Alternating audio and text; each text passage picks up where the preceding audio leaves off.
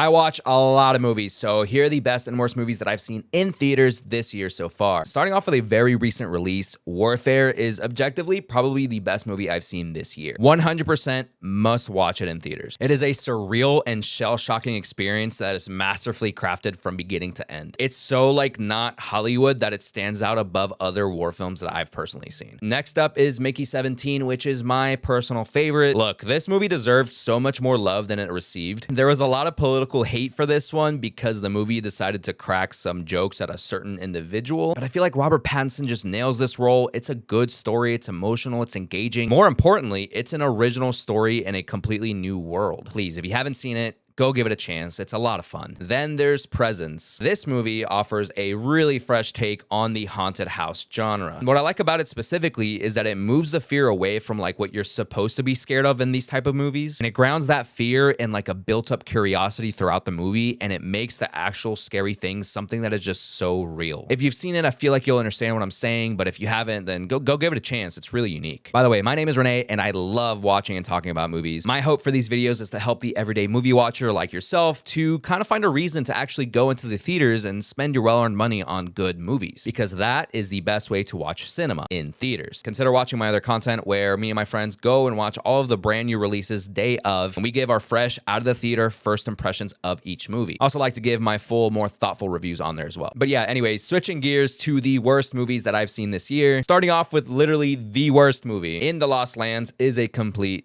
mess. Despite some interesting and cool concepts, the writing, the acting, the CGI in particular just fell flat. It wasn't good at all. It's literally the worst movie I've seen in years, at least on a technical level. I like Dave Bautista a lot, so this movie was kind of a bummer, but this also comes from the director that botched up my beloved Resident Evil franchise as well as the Monster Hunter movies, so I'm not really surprised it was this bad. This next one I struggle with because I feel like I should have liked this movie. Black Bag, which is critically one of the best rated movies of this year, seems like a really good movie, but it just drags on painfully slow, and you can tell it's going to be a slow movie from the very opening scene. Honestly, I could also barely hear or even understand what the characters were saying, so maybe that had a part to do with it. Maybe it was just my theater experience, but I really wanted to like this movie, and I feel crazy for not liking it. Finally, we have The Woman in the Yard. I have a specific issue with this movie. I actually don't think this is necessarily a bad movie, but all of the marketing and everything leading up to the release of this film promised me a classic horror experience, but instead it's a much deeper story about mental health and depression, which, don't get me wrong, those are important topics to talk about and can make an interesting movie, but I just feel like the marketing and the trailers, they were just misleading. Outside of that, the movie was just also really, really slow, and it's a very short movie. I think it might be one of the shortest of this year, and it still felt very slow. Our first impressions video for this movie got really spicy in the comments. There was a lot of debate. There's definitely a lot of people that really loved this movie, but overall, the movie did not get great reviews at all. I want to mention that I didn't get to see Magazine Dreams or Hard Eyes yet, which both are movies that got pretty good ratings, and I was honestly really excited to see both of them. But those are my thoughts on this year's movie releases so far. If you agree with my takes, or maybe you think I missed a crucial movie, then please let me know. I would love to hear your thoughts. But as always, watch movies, form your own opinion, and I'll see you on the next one.